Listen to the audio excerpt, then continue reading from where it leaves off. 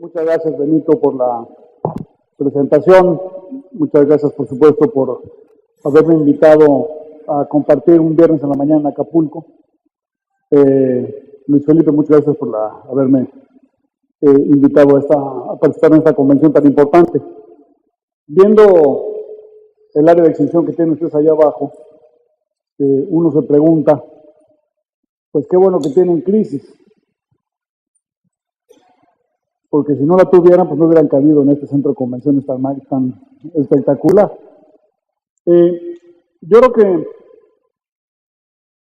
es poco lo que yo pueda añadir a lo que seguramente yo les dijo ayer el presidente Ernesto Zedillo y hace 2 días el secretario Ildefonso Guajardo. Yo tuve la fortuna de trabajar con ambos muchos años. El presidente Zedillo, cuando era presidente de México, le interesaban en realidad 2 temas. Uno era la parte hacendaria, sobre todo y la otra parte que le interesaba al presidente era la parte del comercio internacional. Y como yo estuve a cargo los dos últimos años del gobierno del presidente de esa parte en el gobierno mexicano, pues tuve la enorme fortuna de hacer una relación de trabajo muy intensa con el presidente Zedillo. Si yo tuviera que decirles hoy aquí en Acapulco, tratar de describir cómo está México y el mundo, yo empezaría citando al presidente Peña Nieto, que dijo hace 3 semanas en el informe, de hecho abrió el informe el 2 de septiembre diciendo que en México teníamos un déficit de credibilidad, dijo un déficit de confianza, y en el mundo teníamos una alta incertidumbre. Yo creo que en la segunda parte está equivocado. O sea, el problema no es tanto de que tengamos incertidumbre, sino más bien que tenemos certidumbre de que las cosas están muy complicadas. México debe suponer que el escenario internacional, en el ámbito económico, en el ámbito político, en el ámbito geopolítico, no solamente está complicado, sino que va a seguir complicado un número importante de años. Ese debe ser nuestro punto de partida. Como cuando ustedes hacen sus presupuestos para las enormes inversiones que requieren en maquinaria de equipo, en exploración, en explotación, tienen siempre un presupuesto base, ¿no? Bueno, nuestro presupuesto base debe ser: el mundo está y va a seguir complicado. Entonces, la pregunta que tenemos que hacernos es, en un mundo complejo, en un mundo donde tenemos la certidumbre de que va a ser volátil, ¿cómo nos posicionamos nosotros? ¿Qué tipo de políticas adoptamos? ¿Qué hacemos para poder progresar en un mundo donde la situación es compleja? Porque lo más fácil sería decir, si uno fuera político, no hombre, no podemos crecer porque no es culpa nuestra, es que el mundo está muy complejo y hay problemas en Estados Unidos, en Brasil, en China, en Rusia, en Siria, y por eso no crezco. Eso que políticamente puede ser muy atractivo, en México no nos lo merecemos. O sea, nosotros tenemos que encontrar la manera de crecer, de mejorar, de profundizar la modernización del país en un contexto de alta volatilidad y turbulencia. Y no utilizar la excusa de las dificultades afuera para decir es que no puedo crecer porque afuera no están creciendo mucho. Entonces lo que vamos a enfrentar, y ya estamos enfrentando, es no solamente volatilidad, sino bajo crecimiento, o relativamente bajo crecimiento. Larry Summers, que fue secretario del Tesoro de Estados Unidos con el presidente Clinton y jefe de la Oficina Económica de la Casa Blanca, dice que tenemos un estancamiento secular. Lo que quiere decir con eso él es que las grandes economías del mundo van a tener tasas modestas de crecimiento, como si estuviéramos en una trampa del crecimiento, que no podemos crecer. Para los países de medio pelo como México, o sea, nivel de ingreso medio, hay una cosa que los economistas llaman la trampa del ingreso medio. O sea, los países grandes sabemos que no van a crecer mucho, no solamente por razones de la crisis financiera que se originó en Estados Unidos en 2008 con Lehman Brothers, sino también van a crecer menos porque tienen factores estructurales como el envejecimiento de su población, que hace que el ritmo de crecimiento sea menor. Pero los países ricos, no sé si ustedes conocen, por ejemplo, Japón, han ido a Japón últimamente. Japón lleva 20 años con muy poco crecimiento. Cuando te bajas en el aeropuerto de Narita y tomas el tren o subes un taxi y haces hora y media a Tokio, y las calles son perfectas. O sea, la palabra bache no existe ni en kanji, ni en katakana, ni en inglés, ni nada. En Japón no conocen la palabra, no saben lo que es un bache. Mucho menos lo que es un tope. O sea, ahí no hay ni topes ni baches, ¿no? Entonces llegas al hotel y uno se pregunta, oye, pues, ¿dónde está la crisis? O sea, llevan 20 años supuestamente en una crisis de la que no pueden salir y uno la trata de buscar y no la encuentra, ¿no? Es que Japón pasó de 100 a 99. Y además son menos. Yo le decía el otro día a un alto funcionario de Japón, oiga, ustedes deberían cambiar decirle a su INEGI que cambie la forma como reporta sus estadísticas, reporten las per cápita, porque si cada vez son menos, el PIB per cápita sube, aunque no esté subiendo, pero porque tienen menos gente. Esa es la situación de los países, digamos, desarrollados, ¿no? O sea, llegan a un nivel de riqueza donde si pasas de 100 a 99, pues no duele. Los países que son del ingreso medio, como México, pueden caer en lo que los economistas llaman, como les decía, en la trampa del ingreso medio. Y la trampa del ingreso medio es una parábola que a mí no me gusta. Porque la trampa del ingreso medio es como un pretexto. No, es que no crezco porque la situación internacional está muy complicada y porque estoy en la trampa del ingreso medio. Es como cuando la niña le dice, mamá, se cayó el florero. Los floreros, digo, se caen si hay un terremoto, ¿no? O si alguien está haciendo una mina cerca de tu casa y empieza a temblar la mesa. En realidad, el crecimiento depende de lo que nosotros hagamos. Y lo mismo se aplica, por cierto, para la industria de la minería. O sea, si en promedio no podemos decir que el mundo va a estar complicado porque tienes las dos características juntas, alta volatilidad, ¿no? O sea, un mundo difícil de predecir, donde las variables pueden cambiar de un día al otro de una manera muy importante, y además de un crecimiento modesto. Bueno, en la industria de la minería, eso multiplíquelo ustedes por 2. Poco crecimiento, pocos flujos para poder invertir y una situación de cierta inestabilidad. Entonces, la regla del juego hoy es que estamos en un mundo no solamente inestable, sino que además crece poco.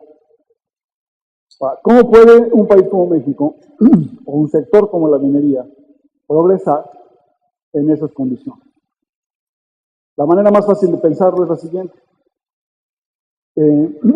Si nuestros principales socios comerciales van a crecer menos y yo quiero crecer más, necesito llevarme una rebanada más grande de un pastel que no crece. O sea, para que yo pueda crecer más que el mundo, si el mundo va a crecer poco, pues yo necesito ir agarrando rebanadas más grandes de un pastel que es menos dinámico. Eso se dice fácil. O sea, ¿cómo le hago para llevarme una rebanada, una tajada más grande de un pastel que no crece? Pues la única manera es desplazando a tus competidores. O sea, no, aquí digo, el ideal sería que pudiéramos hacer que creciera el pastel en todo el mundo, entonces todos podemos crecer al mismo tiempo. Que cuando el pastel crece menos, necesito yo desplazar a mis competidores.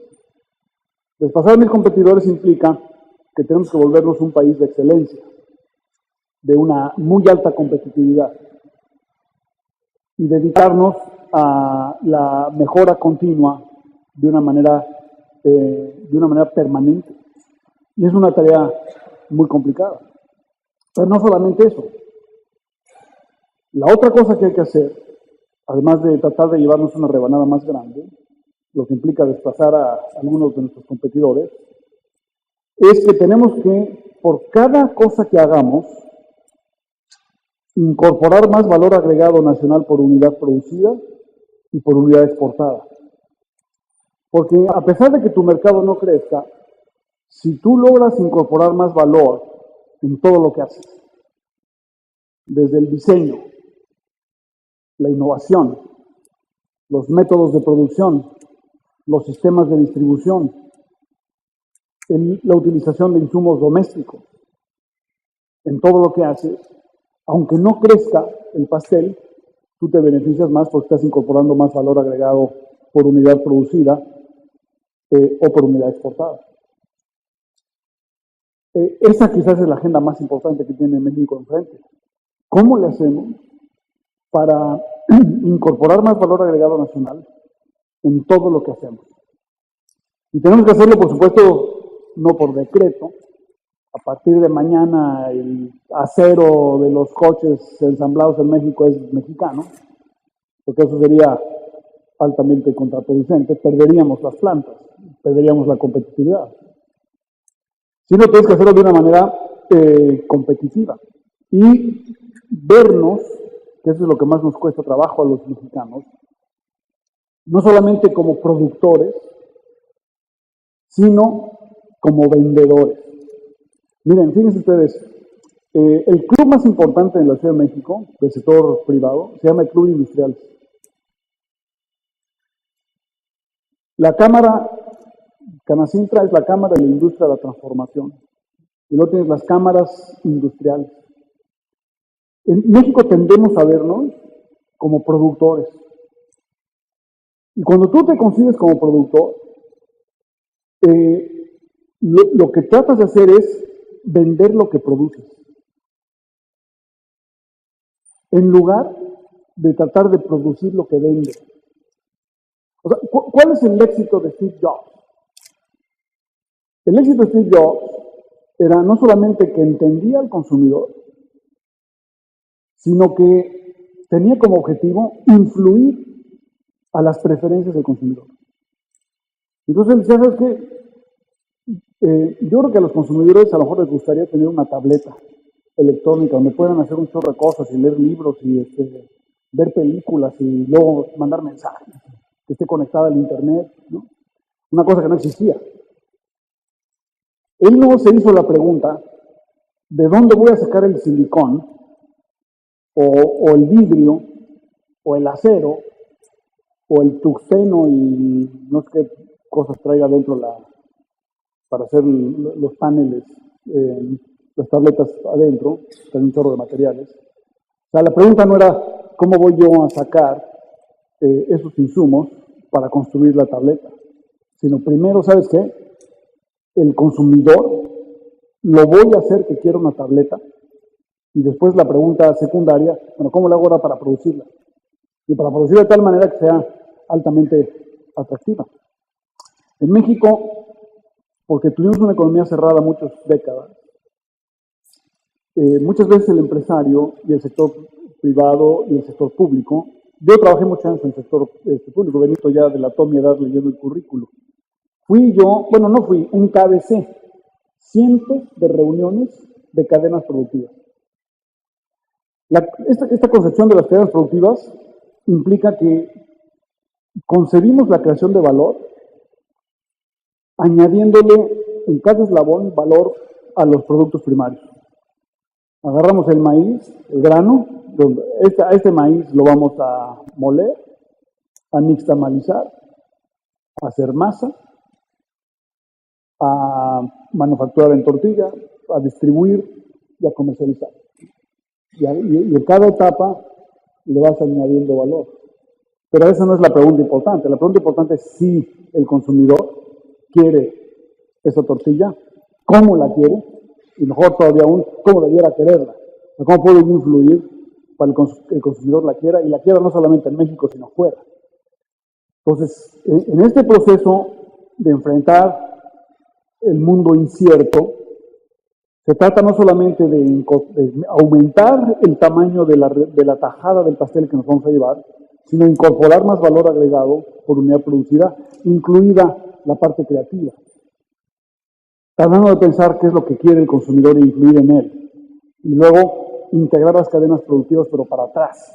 O sea, empezando del valor del mercado hacia atrás, hasta el recurso natural que está en el subsuelo. Y la tercera cosa que tenemos que hacer es convencernos a nosotros y después convencer a las principales empresas del mundo que en este contexto México tiene el potencial de convertirse en la plataforma de exportación de América del Norte al mundo. Y les voy a decir por qué. Los mercados están hoy en día castigando a los países emergentes. Están castigando a dos tipos de países. A los emergentes y a los países que dependen de las materias primas. O sea, si tú tienes una etiqueta, ¿no? Ahí nos vamos paseando con una etiqueta que dice emergente y otra etiqueta que dice materia prima, los mercados van a estarte presionando, ¿no? Te van a doblar. Entonces, ¿qué debes hacer? Bueno, hay que quitarse la etiqueta, ¿no? Emergente, me voy a quitar la etiqueta.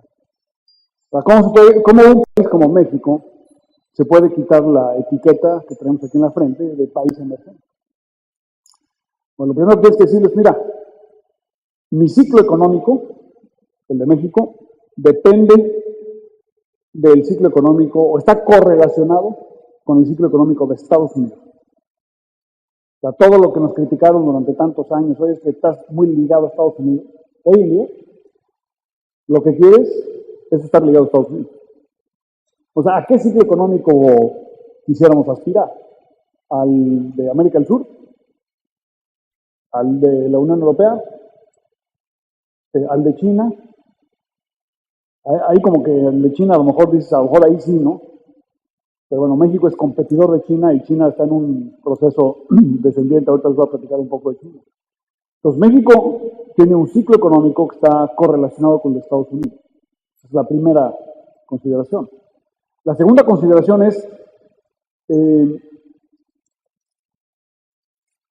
México no es un país que dependa de las materias primas. El gobierno depende de una materia prima para sus finanzas públicas, que es el petróleo. Las finanzas públicas de México dependen del petróleo, pero el país no tiene una dependencia de las materias primas en el sentido de supervivencia.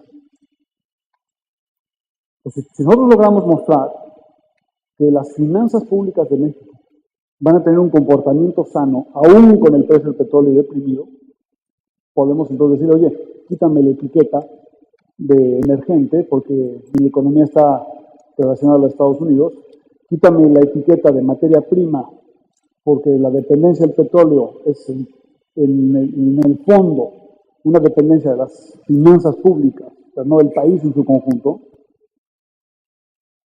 Y finalmente, quítame la etiqueta, aquí donde es lo más difícil, quítame la etiqueta de país emergente, porque me voy a comportar como un país serio.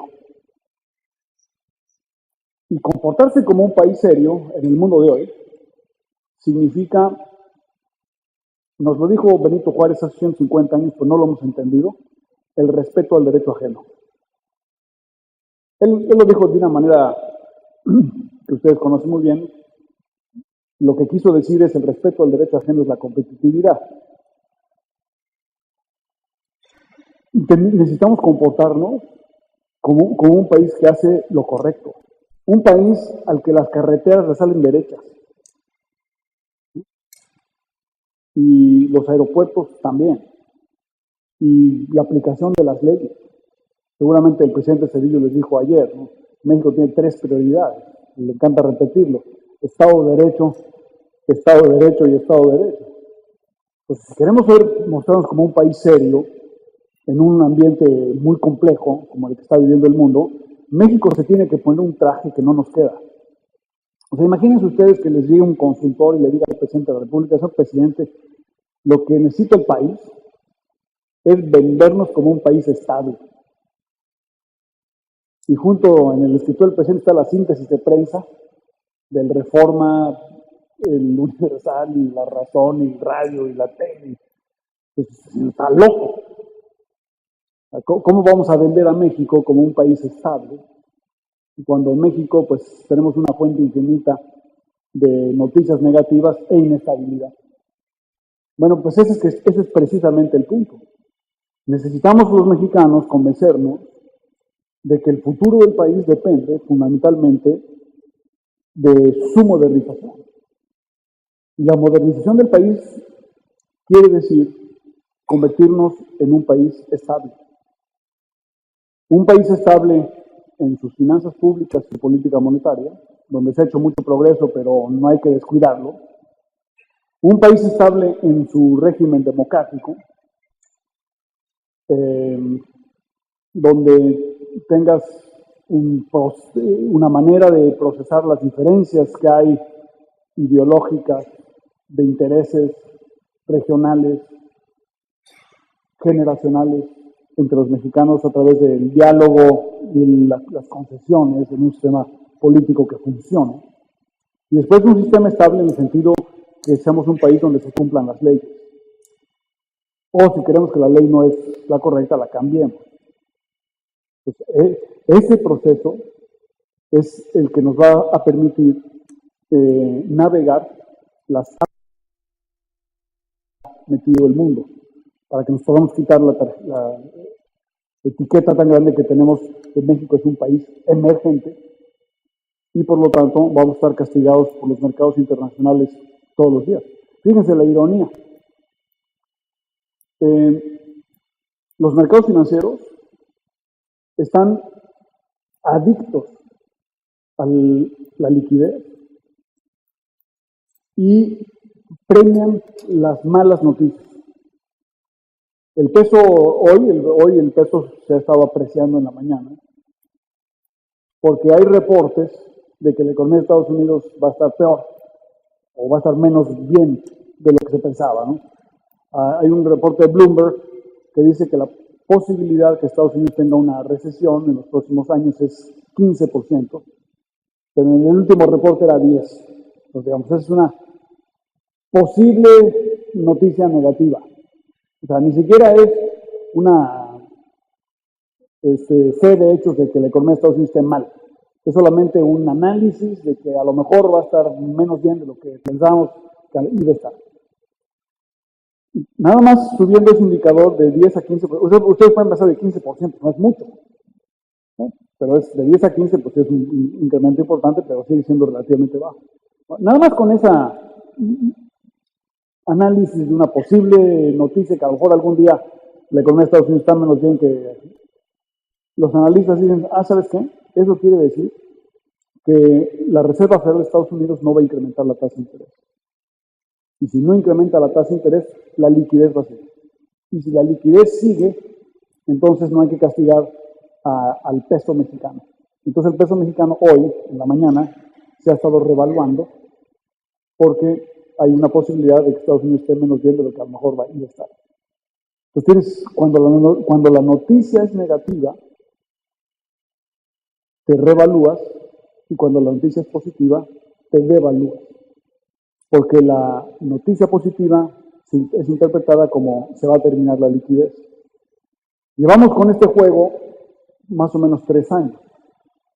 El anterior gobernador de la Reserva Federal de Estados Unidos, señor Bernanke, anunció en mayo de 2013 que iba algún día a terminar el relajamiento monetario de Estados Unidos. Estados Unidos ha estado inyectando liquidez de una manera muy fuerte desde 2008, desde octubre de 2008 a la economía mundial. Y después lo hizo Europa y después lo hizo Japón. Esa inyección de liquidez es insostenible en el mediano plazo. Entonces, algún día tiene que terminar. Cuando termine, pues va a tener un costo, como siempre, ¿no? Cuando hay un cambio, hay un costo. El puro rumor de que va a terminar ha hecho que se deprecie el peso. O sea, el peso se ha depreciado más o menos 30% en el último año. Y el peso se ha depreciado solamente en la noticia del posible cambio algún día de la política monetaria de Estados Unidos. ¿Y por qué se deprecia el peso? Bueno, se deprecia el peso porque los mercados intuyen que cuando suba la tasa de interés, el dólar se vuelve más atractivo.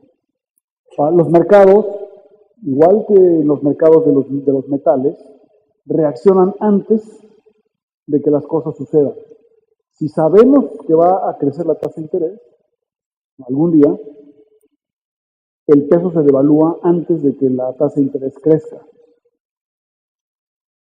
Entonces estamos en una situación en la que al posponer la decisión del incremento de la tasa de interés, nosotros, no solamente en México, sino también Brasil y Colombia y muchos otros, Australia, Canadá también, estamos pagando la consecuencia del posible aumento futuro de la tasa de interés. Entonces, lo que más nos conviene a nosotros es que ya tomen la decisión de que se incremente la tasa y nos digan de qué tamaño va a ser el incremento. Si la señora Yellen, que es ahora la gobernadora de la Reserva Federal de Estados Unidos, hubiera sido mejor que lo anunciara en septiembre. En octubre ya no lo hicieron. En diciembre es posible que no lo hagan porque les va a dar miedo que en las fiestas de Navidad y Año Nuevo la demanda de billetes sube dramáticamente cada año, es normal, luego baja. Subir la tasa de interés en diciembre se antoja difícil. Entonces ahora lo van a posponer hasta 2016 y vamos a seguir con este juego. Pero el problema es que cada vez que lo hacen, el peso se te empieza a devaluar y luego no regresa al nivel que teníamos antes. Lo que a nosotros nos conviene es que diga, lo voy a subir y lo voy a subir tanto, para tratar de que vaya a terminar la incertidumbre. Les voy a enseñar unas láminas, después de todo son muy pocas, muy sencillas, pero que les van a dar un poquito el sabor de cómo se está percibiendo la incertidumbre en los mercados internacionales. Son portadas de distintas revistas, y bueno, haré algún comentario sobre cada una de ellas. Bueno, ahí está, o sea, las crisis financieras. O sea, la crisis que estamos viviendo a partir de 2009 es una crisis que combina la crisis económica y una crisis financiera. Pero fíjense ustedes, a cada crisis económica corresponde un FOBAPROA y a cada FOBAPROA corresponde un AMLO. O sea, hay una línea de causalidad. Y eso pasa en todo el mundo. En México tuvimos una crisis financiera muy, muy severa en 1995. El FOBAPROA es el instrumento para pagar la crisis, y el AMLO, que surge como el reclamo de la sociedad por la transferencia de riqueza producto de la crisis. Ese fenómeno existe hoy en día en España, existe por supuesto en Grecia, y existe en Estados Unidos, se llama Donald Trump. Donald Trump es el resultado en Estados Unidos, FOBAPROA se llama TARP. A la crisis financiera le sigue TARP y a TARP le sigue Trump. Ahora que va a hablar Rosario Marín, le pueden preguntar a ella qué piensa sobre Trump al rato. Pero ese fenómeno es un fenómeno predecible, pero muy importante, porque el sentimiento de crisis lleva siempre a una revelación política antisistémica. En el mundo hoy en día hay una opinión generalizada en contra de los gobiernos. La hay en Estados Unidos, se refleja en las encuestas con Trump, la hay en España, la hay en Grecia, la hay en Brasil, quieren que Dilma salga, la hay en México. La tasa de aprobación del presidente Peña Nieto hoy en día es la más baja de la historia de México, de todos los presidentes desde que se toman encuestas desde hace muchos años. Una parte es bien ganada y otra parte es producto del sentimiento antisistémico que existe en todos lados. Entonces, esa es la situación que estamos viviendo. O sea, tienes en todo el mundo un sentimiento antisistémico, producto de una crisis muy importante, y una crisis que en Estados Unidos implicó, para rescatar al sistema financiero americano y europeo, la transferencia más grande de riqueza de la historia de la humanidad. De Main Street, como le dicen los americanos, a Wall Street.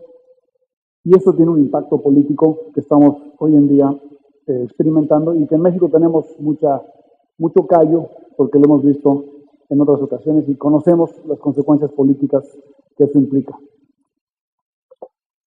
Bueno, la otra cosa es Brasil.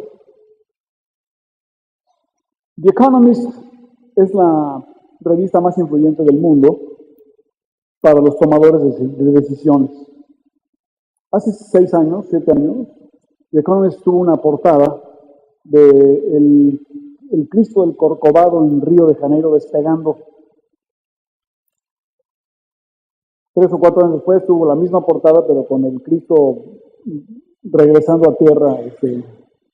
Y después sacaron esta, ¿no? O sea, Brasil atrapado en un pantano del que no puede salir. Ahora, ¿por qué Brasil está en esta situación tan complicada? Bueno, está en esta situación tan complicada Brasil básicamente porque Brasil tuvo un largo periodo de vacas gordas. Brasil es un país exportador y productor de materias primas.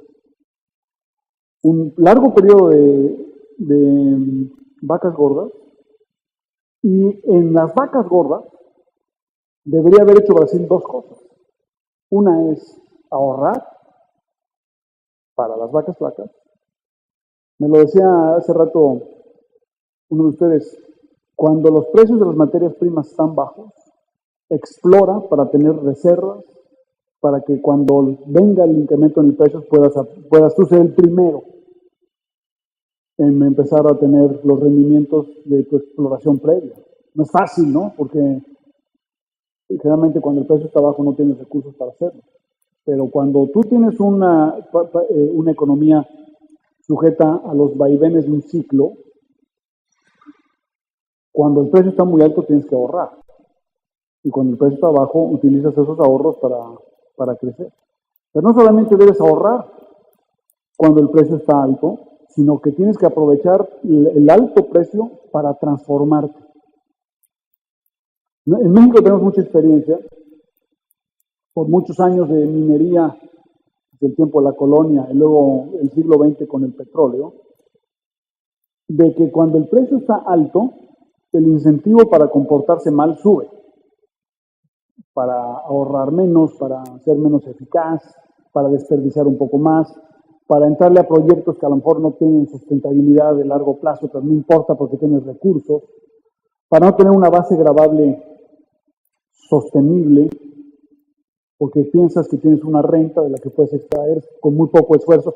La gente piensa, los políticos, que la minería y el petróleo se hacen sin ningún esfuerzo. Ahí está, como decía López Obrador, es como un pozo de agua, nomás sácalo. Es un poquito más complicado que eso, ¿no? Pero esta idea de que si tú vives de un producto cíclico como las materias primas, tienes no solamente que prepararte para los ciclos normales de una industria o un país, sino cuando está el ciclo alto, aprovecha para transformarte. Porque la transformación es menos costosa en tiempos de bonanza. Humanamente siempre lo hacemos al revés. Nos hacemos las reformas cuando estamos de rodillas, en lugar de hacer las reformas cuando estamos caminando y podemos corregir el rumbo. Brasil tiene hoy en día un problema relativamente serio porque la proporción de deuda a PIB en Brasil es alta, la tasa de interés es muy alta y tienen un inicio de un proceso de inflación que en Brasil tiene una larga historia de afectar a su economía y no se ve en el corto plazo que los precios de las materias primas puedan subir con suficiente rapidez como para que un incremento en los precios de las materias primas rescate a Brasil como rescató a Argentina en el año 2000. Cuando Argentina tuvo a los Kirchner, después de que cayeron 5 presidentes en 30 días, el incremento de los precios de la soya fue de tal magnitud que Argentina pudo recuperarse sin mucho esfuerzo, ¿no? Bueno, el otro tema importante es el de la deuda. Aquí lo que tiene que hacer, me voy a referir a México. O sea, nosotros sabemos que algún día va a subir la tasa de interés. Toda la discusión sobre los mercados financieros y los mercados de las materias primas, de los commodities, están relacionados con la tasa de interés. Todo el mundo sabe que la tasa de interés va a subir. Y lo que tenemos que hacer nosotros es estar listos para la subida de la tasa de interés. De hecho, como ya les expliqué hace rato, estamos pagando la expectativa de que suba la tasa de interés, antes de que suba. ¿Cómo puedes saber de qué tamaño es el problema? No, pues es muy sencillo. Hay una cosa que es el cociente de deuda sobre PIB. Si tú tienes un cociente, esto se aplica también a las empresas, por supuesto, ¿no? Con respecto al EBITDA, la proporción de deuda a EBITDA. Si tú tienes 100% de deuda sobre PIB y la tasa de interés se incrementa 1%, nada más por el incremento de la tasa de interés tienes que dedicarle una vez al año 1% del PIB a el servicio de la deuda. O sea, no la amortización, nada más el pago de intereses de la deuda. Si tienes 50% de deuda sobre PIB, un incremento de 2% de la tasa de interés implica que vas a tener que dedicar 1% del PIB a el servicio de la deuda. Ahora, ustedes van a decir, oye, pero ¿cuánto es 1% del PIB? O sea, ¿es mucho o poco? Bueno, ustedes que están en el sector minero lo saben muy bien. ¿Qué tanto les dolió la reforma fiscal? La reforma fiscal está recaudando 2 puntos del PIB más. O sea, la recaudación tributaria en México pasó de 10.5% del PIB a 12.5% del PIB hoy. O sea, fíjense el relajo que se armó. No es muy buena estrategia para ser candidato a la presidencia el primer trienio subir los impuestos y el segundo bajar el gasto.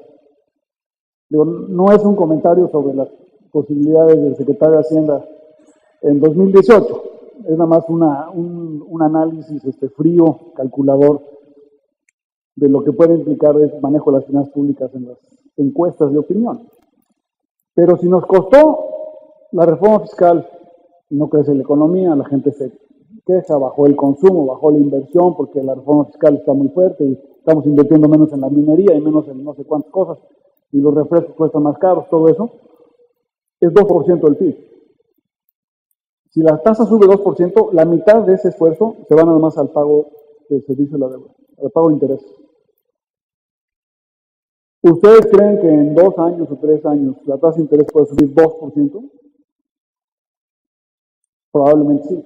Bueno, ahora, ¿dónde está México? O sea, ¿qué porcentaje tenemos de deuda sobre PIB? Estamos en 47.8%, cerca de 50%. ¿Cómo estábamos antes en 2012, cuando entró el presidente Peña Nieto, estábamos en 37%. Rusia. Rusia es un país que me recuerda a México de 1971, dependiente del petróleo y corrupto.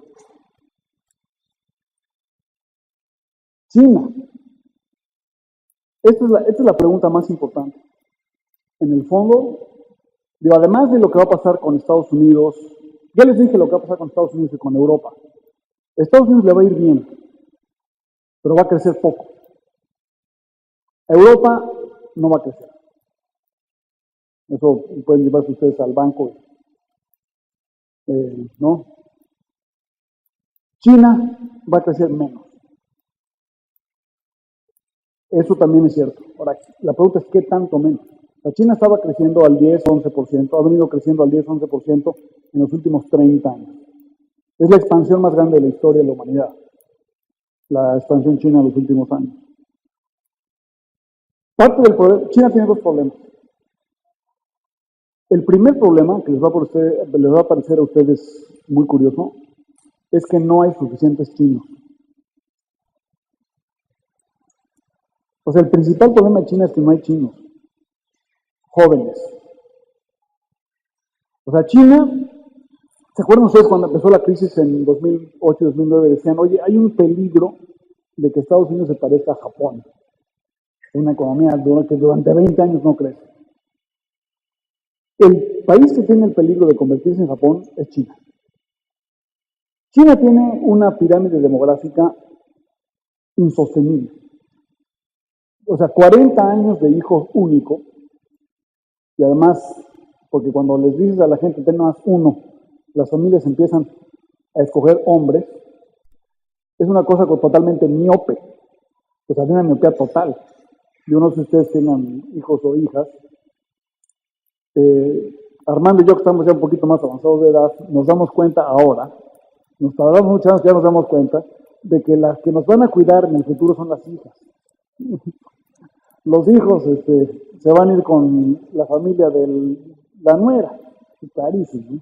O familias, que a lo mejor tiene varios. Las que te van a cuidar son las niñas. En China llevan 40 años teniendo un hijo máximo y hombres. La restricción para el crecimiento no son los hombres, son las mujeres. Digo, el crecimiento demográfico. Entonces, el problema, China tiene un problema de que va a llegar a ser viejo muy pronto. Con la cual es la diferencia con Japón. Japón llegó a viejo rico. La pregunta es si China va a llegar a viejo. La respuesta es sí. Rico, quién sabe. Lo veremos en los próximos 20 años. Pues China tiene un problema demográfico muy serio. El segundo problema que tiene China, que es el que está sufriendo hoy en el corto plazo, es que después de la crisis de 2008-2009, tuvieron una expansión de crédito del mismo tamaño que la expansión de crédito que tuvo la Reserva Federal de Estados Unidos, pero con una economía más chica y sin las disciplinas del mercado financiero de Estados Unidos. Pues China tuvo una expansión crediticia tal que llevó a un crecimiento desmesurado en infraestructura, en apertura de nuevas plantas, en el crecimiento de las empresas del Estado, en construcción de ciudades hoy en día vacías, edificios altos que no se pueden llenar, aeropuertos que tienen un exceso de capacidad muy importante. Esa expansión de China fue muy influyente en el crecimiento del precio de las materias primas. Y todos los productores y exportadores de materias primas nos beneficiamos de eso. Porque si China estaba comprando mucho acero, pues subía el precio del hierro, del mineral de hierro, y luego subía, en fin, cobre, el maíz, y todas las materias primas. Y las materias primas subían no solamente por la demanda china, sino por la amplia liquidez de la Reserva Federal de Estados Unidos, del Banco de Japón y del Banco de la Unión Europea. Pues tenías tú a los 4 motores encendidos para que subieran las materias primas. China, con una expansión del crédito para la infraestructura, para lograr el crecimiento. Estados Unidos imprimiendo billetes, Japón imprimiendo billetes y la Unión Europea imprimiendo billetes. Bueno, ahora dos de esos motores se están parando. Estados Unidos va a imprimir menos billetes y China va a crecer menos. Ahora, ¿por qué China tuvo la reacción de darle un impulso muy importante al crecimiento del crédito y del gasto de las empresas del Estado después de la crisis de Lehman Brothers? Porque las autoridades chinas pensaron que si la economía de Estados Unidos no iba a crecer, ellos requerían del crecimiento de su mercado interno para que la economía china creciera al 10%. Porque si no crecen al 10% les daba miedo que tuvieran una crisis social y política, como tuvieron en 1989 con Tiananmen Square. Ahora lo que tenemos es que el crecimiento artificial de China no era sostenible y estamos viendo ahora una desaceleración de la economía china, pero con un importante endeudamiento interno que ahora tienen que desapalancarse. Entonces los chinos tienen ante sí un reto muy importante de ajuste, por más que sea un país muy grande y tenga enormes reservas y probablemente al final le acabe yendo bien, los chinos están descubriendo, como dice The Economist en esa portada, el impacto de funcionar en una economía de mercado y tratar de modular una economía de mercado, cosa que no es fácil, ¿no? El Economist acaba de sacar esta revista hace 3 semanas, que es la idea de que en México somos varios Méxicos, de que hay un México moderno, que crece rápido, y un México que crece poco y que baja el promedio de crecimiento, y un México un poco esquizofrénico. Un México decidido a favor de la modernidad y un México que no se decide a participar o que no puede participar en un proceso de modernidad. Lo que tenemos que hacer, les digo básicamente en un segundo, que esta visión de dos Méxicos que implica que hay un México que crece a tasas chinas, como Querétaro y Aguascalientes y Guanajuato y Coahuila y Chihuahua y Baja California Sur y Quintana Roo, y hay otro México, como Guerrero, el Estado de México, Oaxaca, Chiapas y muchos otros estados que crecen a tasas relativamente bajas o si no negativas de crecimiento. Entonces el reto es, obviamente al tener tasas diferenciales de crecimiento se exacerba la desigualdad. O sea, hay unos que les va mejor que otros, ¿no? El reto no es cómo le hago para que Aguascalientes y Querétaro crezcan menos, sino cómo le hago para que Chiapas crezca como Aguascalientes y Querétaro. Y ese es el reto del desarrollo que tiene el país. También se puede ver esto en términos de la formalidad y de la informalidad. Este es el nexo de la semana pasada, ¿no? Un poco, por decirlo de alguna manera gráfica, incendiario. El momento de México. O sea, esta idea que tenemos en México, Carlos Pusch, que es un periodista del Milenio, hizo una pregunta hace unos meses, unas semanas. La pregunta era, ¿este es el peor momento de la historia de México? Y entonces este artículo de Nexos trata de ese tema. O sea, ¿en dónde estamos parados? Y ahí me regreso a lo que les decía al principio. Si nosotros pensamos que la situación pública en el país no tiene solución y que la situación internacional es muy complicada y muy turbulenta, vamos a tener una profecía autocumplible. Lo que importa es saber que el futuro depende de lo que nosotros hagamos. En todos los sectores, ¿no? También en el sector, por supuesto, de la minería. Y bueno, el último, este es el Economist de la semana pasada, donde se ve el problema con el dólar, que ya no les voy a platicar, pero ya les platiqué. Ahora déjenme enseñarles unas gráficas para terminar. Este es el crecimiento de México de 94 a 2012. Aquí a la izquierda, estado por estado. Aquí a la izquierda tienes todos los estados que han tenido tasas de crecimiento importantes. Cuando la gente dice, oye, es que el país no ha crecido, pues depende de dónde estés. Porque si tú vives en Querétaro, en Aguascalientes, en Baja California Sur, en Quintana Roo, Nuevo León, Coahuila, Zacatecas, Guanajuato, Sonora, Chihuahua, Puebla, Baja California y Yucatán, tienes tasas de crecimiento muy superiores al promedio, tasas de crecimiento superiores a las economías de América del Sur. El problema es que del lado derecho tienes a Campeche con una tasa de crecimiento negativa en 20 años. O sea, ¿cómo puedes tú tener una tasa de crecimiento negativa 20 años? O sea, es estadísticamente imposible. Ahorita les explico por qué. Oaxaca, Guerrero, en fin, aquí tienen otros. Ahora les voy a enseñar, estos son 20 años. Esta es la última cifra que se publicó por el INEGI del PIB estatal en el primer trimestre de 2015. Fíjense qué interesante. Querétaro al 12%, o sea, 2 veces China. Campeche, menos 7%. Chiapas, menos 4%.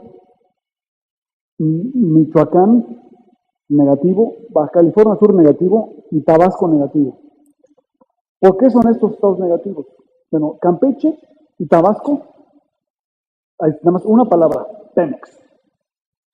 Es la caída en la producción de petróleo, de gas natural, de amoníaco y del resto de los productos de petroquímica básica que Pemex está produciendo cada vez menos. No tiene nada que ver con los campechanos. Es que Cantarell está enfrente de Campeche. O sea, no es que los campechanos estén viviendo menos bien. Además tienen una actitud campechana para la vida y están muy bien. El problema es que Pemex está produciendo menos. Chiapas, que está acá, es porque este año ha habido, no me lo van a creer, pero este año ha llovido menos que el año pasado. Y el principal producto de Chiapas es la electricidad que se produce de la Angostura, Malpaso, Chicoacén. Y al haber menos lluvia, menos electricidad, entonces el PIB de Chiapas sale negativo. Pero los chiapanecos no estén tampoco pasándola menos mal que ya estaban. Baja California Sur tuvo Odil. Y bueno, Tabasco es también Pemex. Los otros que están aquí abajo, aquí puedes ver que está toda el Distrito Federal, Hidalgo, Morelos y el Estado de México. O sea, la zona metropolitana de la Ciudad de México creciendo entre 1.1, 1.2, 1.3%.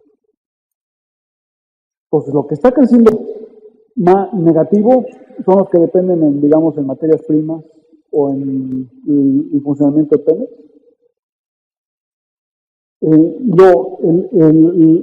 La Ciudad de México, grande, ¿no? O sea, todos los estados que rodean a la Ciudad de México y el propio DF que crecen poco, y después tienes el resto del país que crece mucho. Ahora, ¿cuál es la conclusión de estas dos gráficas? Todos los estados que son exportadores de bienes o servicios crecen y los que no lo son no crecen. Hay 4 cosas que te permiten el crecimiento de un estado. La primera de ellas es la logística. O sea, si tú estás viviendo en un lugar aislado del mundo, no puedes crecer. La Sierra de Guerrero, la Sierra de Oaxaca, ¿no? Chiapas. O sea, necesitamos hacer de Chiapas un estado de América del Norte. La segunda cosa que necesitas es gas. Sin gas natural es muy difícil tener industria.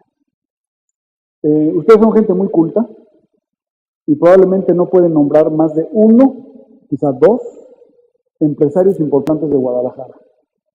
No porque la gente de Guadalajara sea menos capaz que los de Monterrey, Pero es muy sencillo, en Guadalajara no hay gas. O sea, hay un tubo de gas, pero es de este grueso. En cambio, en Monterrey hay 4 tubos, pero de este grueso. La tercera cosa que se requiere, perdón, iba a decir yo que eran 4 cosas, es educación. Los estados que generan ingenieros y técnicos son los que tienen capacidad de crear, de innovar, de mejorar los procesos productivos y de crecer. Y finalmente, lo que se requiere es el Estado de Derecho. Michoacán, que está aquí en negativo, sus vecinos, Aguascalientes, Guanajuato, partes de Jalisco y Querétaro, han recibido en los últimos 20 años decenas de millones de dólares de inversión en manufactura de alta calidad, y Michoacán no lo ha hecho por una razón, que es no muy buenos gobiernos y falta de Estado de Derecho. Esta gráfica es la fluctuación del tipo de cambio desde el 30 de julio hasta hace 2 o 3 días. No se las voy a explicar, pero les queda muy claro, nada más viéndola, el tipo de fluctuación que tenemos. Y lo que es interesante de ver esta gráfica es que a partir de mediados de agosto, aquí, se empezaron a apreciar el euro, el yen y el franco suizo. O sea, los güeros, ¿no? Y se empezaron a depreciar los emergentes, además de Australia y Canadá, porque dependen de materias primas. El peso mexicano es la línea verde y nos hemos depreciado un poco. Cuando estás arriba de 100, estás depreciando, abajo de 100 estás apreciando. Nos hemos depreciado un poco por las razones que ya les mostré.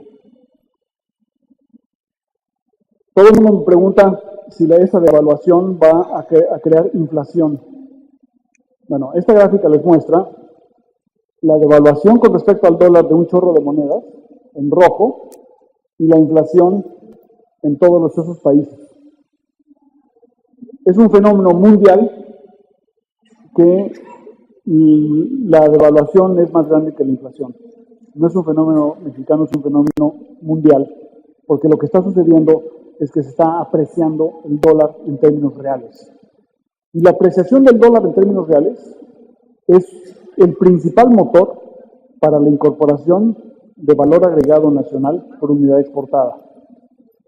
Entonces, digamos, el futuro en México de la manufactura hoy en día está en ganarse una rebanada más grande de un pastel que no crece, pero sobre todo en incorporar más valor agregado por unidad exportada por 2 razones. Una, porque tienes energía más barata, y 2, porque tienes un dólar relativamente apreciado. Esos son los precios de los metales y los precios del petróleo que ya ustedes conocen muy bien. Y finalmente les enseño el valor agregado nacional por unidad exportada para un conjunto de industrias.